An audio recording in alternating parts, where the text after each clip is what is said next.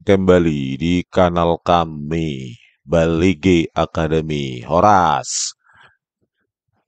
Pada sesi kali ini kita akan tetap melanjutkan proyek kita yang telah dibangun dari nol ya untuk sinyal digital processing maupun nanti digital image processing ya. Salah ngomong digital sinyal processing dan digital image processing ya menggunakan TK Inter.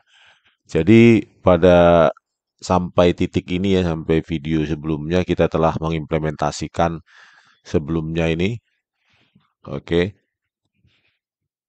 mulai dari simple sinusoidal sampai yang manipulasi sinusoidal ya menggunakan tkinter, terus modulation, ya modulation itu mulai dari amplitude, frekuensi dan phase modulation maupun ASK, FSK dan PSK ya. Phase shifting ya kan sudah kita implementasikan dan tetap jalan meskipun kita lanjutkan terus ya. Oke.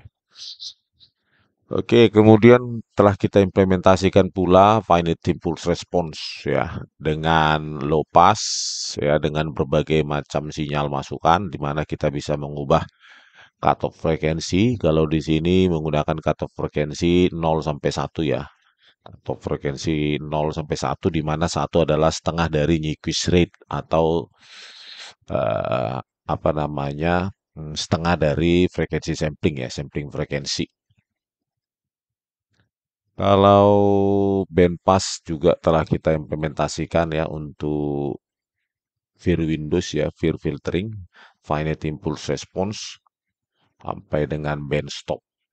Ya telah kita apa namanya? Kita kemudian pada project selanjutnya ya, langkah project selanjutnya kita akan menciptakan sebuah menu Butterworth, di mana Butterworth ini adalah sebuah tapis analog yang dapat didigitalisasi ya, di mana dikenal dengan apa namanya bandpass yang atau pita pelewatan frekuensi yang sangat datar ya tanpa ada fluktuasi. Ini Butterworth filter, di mana di sini di program ini kita tambahkan di dalam main form yaitu ini dia tambahkan menu baru ya di sini. Ini Butterworth low pass, band pass, high pass, band stop. Nah, kita akan implementasikan secara berkala atau secara bertahap ya. Itu saja. Kemudian di plot utils kelas plot util saya tidak cuma menambahkan ini saja ya untuk low pass butter dan lainnya nanti di sini untuk membind ya ketika user mengklik salah satu item menu. Di signal utils tidak ada saya tambahkan. Terus di filter utils itu, kelas filter utils saya tambahkan sebuah metode atau fungsi yang masukannya adalah sinyal masukan order ya, order filter ya, filter order sama dua lagi low cut, artinya low cutoff dan frekuensi atau sampling frekuensi.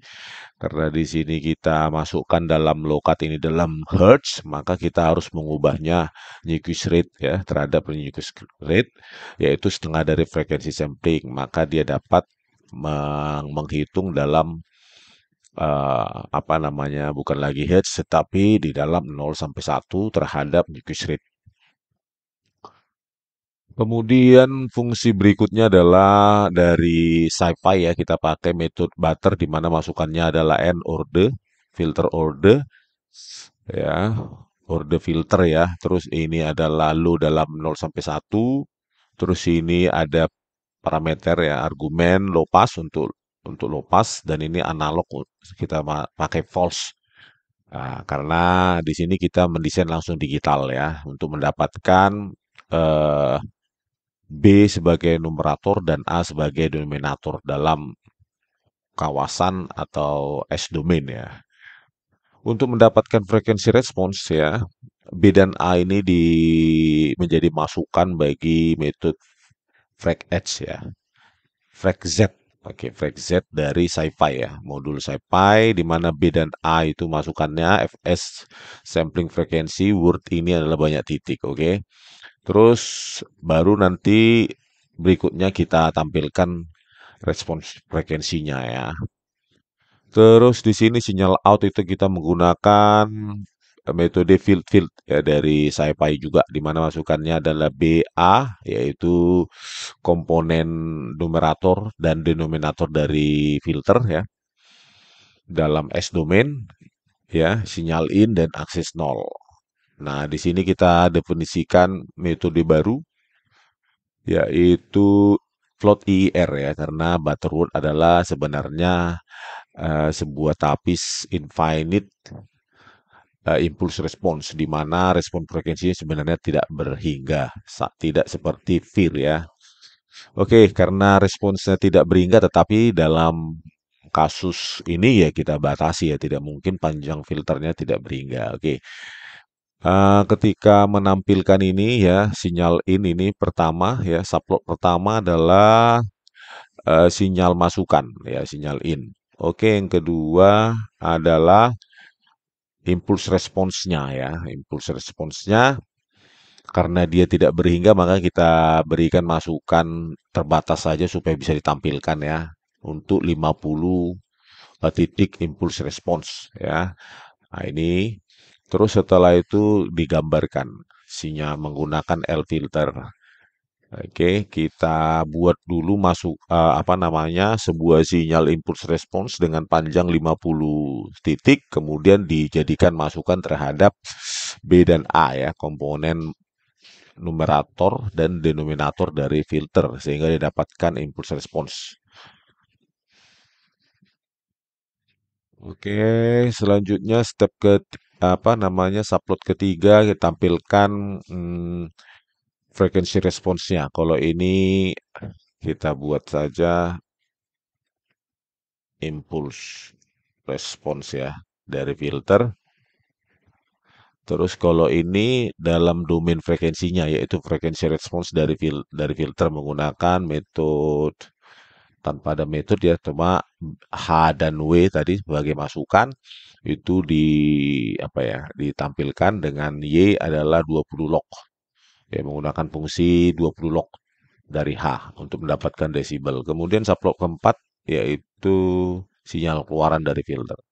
Kemudian kita tambahkan ya sebuah form ya untuk menangani kasus Butterworth untuk low pass ya. Konsepnya sama, ada label di mana yang baru di sini adalah cutoff frekuensinya itu nanti kita buat ya di add entry ini ya. Di samping label ada add entry.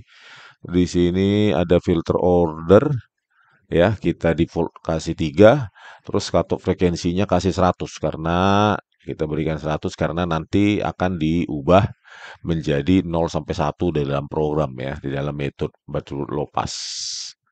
Tidak seperti Fear filter sebelumnya kita aplikasi menggunakan 0 sampai 1 kalau di sini dalam frekuensi. Oke, terus add canvas untuk menampilkan, terus list box ya untuk berbagai sinyal masukan, event, terus ini untuk read and check input, untuk masukan-masukan yang terlibat dalam perhitungan, ya, di mana jika masukannya mengalami error, kita kasih nilai ke nilai defaultnya seperti cutoff ini, kita kasih nilai default 100 frekuensi ya, 100 Hz.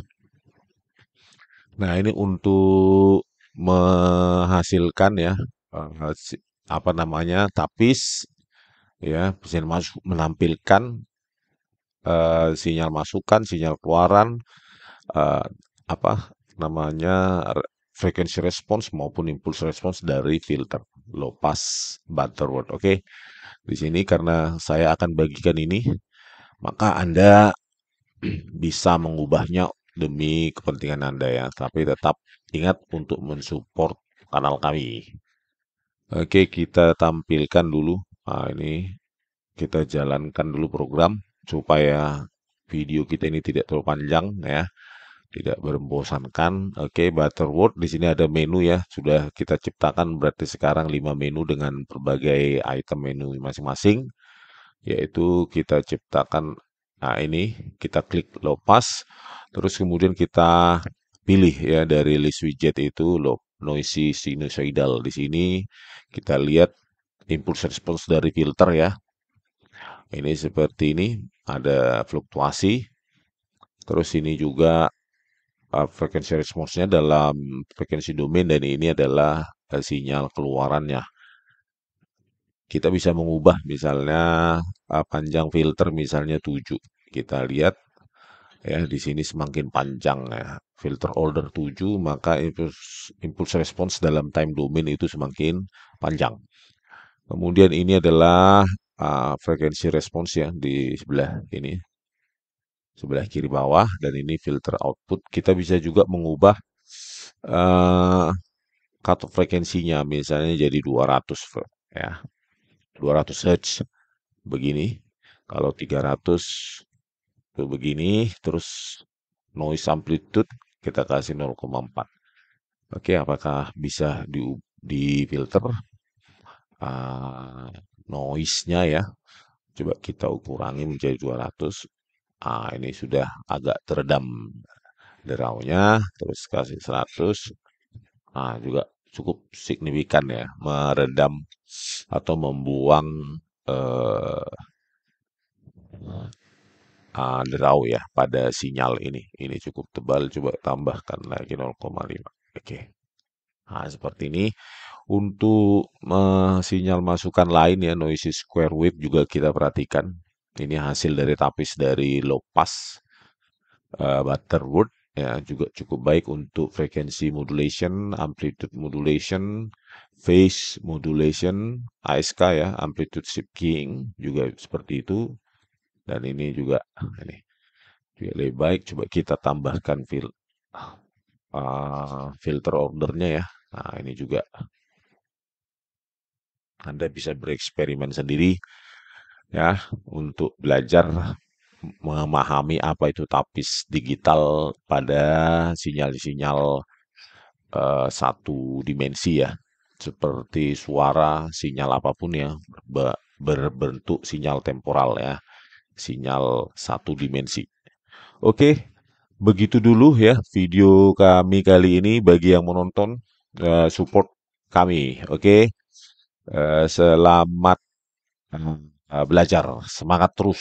Sekian dan terima kasih dari kami, Baligi Academy. Horas.